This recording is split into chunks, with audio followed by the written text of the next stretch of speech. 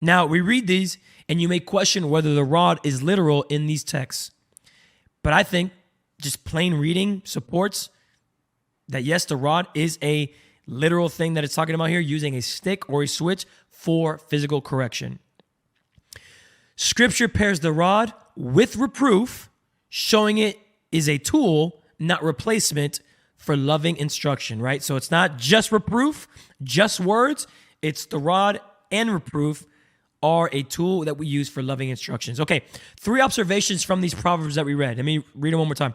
Proverbs 13:24, Proverbs 22:15, and Proverbs 29:15, excuse me. 3 observations from these Proverbs.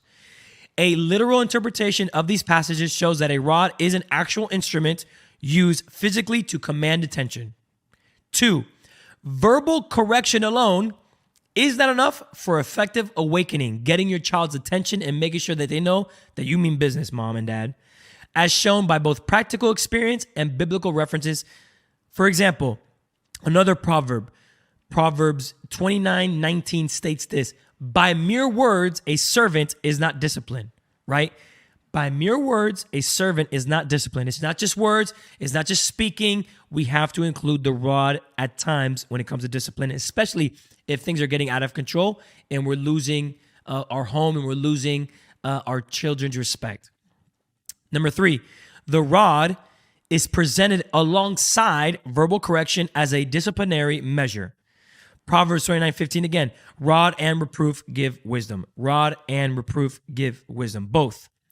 If the rod were solely a metaphor for reproof, this passage would lack coherence, but I believe it was included for a purpose to let us know that we need both things, our words and our actions, to make sure our children know that discipline is something that's going to happen if they misbehave.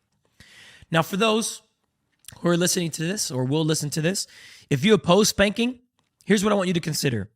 That when used judiciously, consistently, and with care, physical discipline can contribute to shaping a child's character and guiding them towards positive development.